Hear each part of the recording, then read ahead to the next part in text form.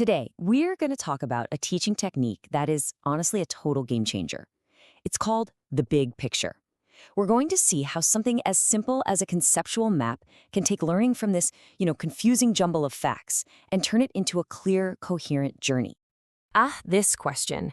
Every teacher on the planet has heard this one, right? It's that classic sign that a student is feeling lost, like the point of today's lesson is just floating in space, completely disconnected from everything else. And you know what? It points to a really deep problem in how we often structure learning. For a lot of kids, the school year feels like hopping between a bunch of isolated islands of information.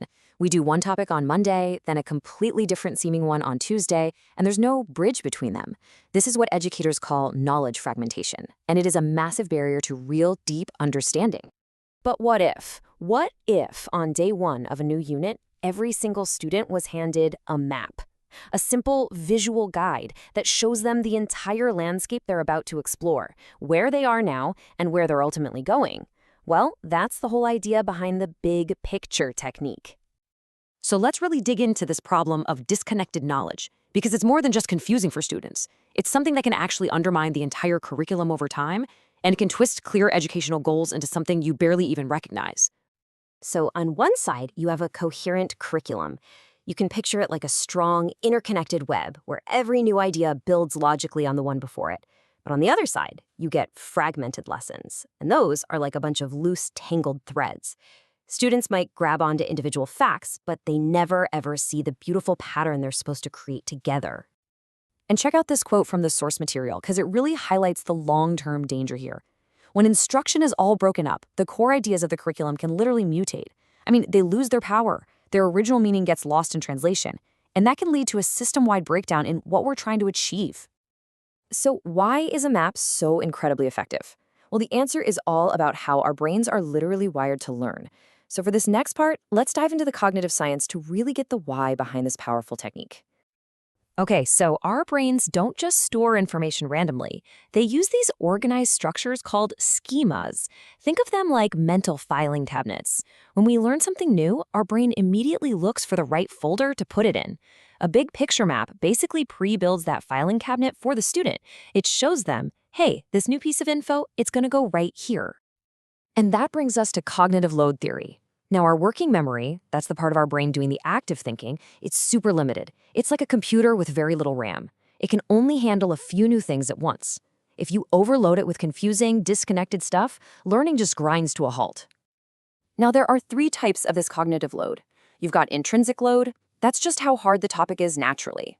Then there's extraneous load, and that's the bad stuff, the useless mental energy wasted on confusing instructions.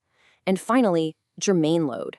This is the good stuff, the deep thinking that actually builds those long-term schemas. A good big picture map slashes that bad extraneous load, so the brain can focus all its power on the good stuff, the actual learning. But the benefits aren't just all in your head, They're in your heart, too. As we're about to see, giving students a clear map has this profound impact on their motivation, their confidence, and just their whole emotional state in the classroom. Think about it. When a task feels huge and you don't know where it ends, it's incredibly stressful. That extraneous cognitive load, the energy you waste just trying to figure out where you're going, that is a direct trigger for anxiety. And that stress can literally shut down the learning centers in the brain. But by showing the whole path, the big picture makes the challenge feel doable. And that keeps students calm, confident, and ready to learn. And the positive emotional outcomes, they are huge. Seeing the map builds what's called self-efficacy, which is really just a student's belief that, hey, I can actually do this. It makes the learning goals totally crystal clear. And maybe most importantly, it shifts their focus from just performing for a grade to truly mastering the material. And that is a much healthier and more powerful way to learn. Okay, so we've covered the why. Now let's talk about the how. Because the big picture isn't just some poster you hang on the wall and forget about. Nope. It's a dynamic tool that you use as part of a really practical 5-step routine. So first, you lay out the map for everyone. Simple. Then, you zoom in to show students where today's lesson fits.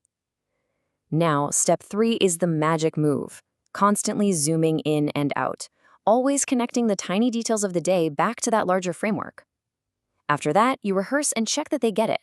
And finally, you make this whole zoom in, zoom out thing a regular, everyday habit. That's what turns the map from a piece of paper into a living tool.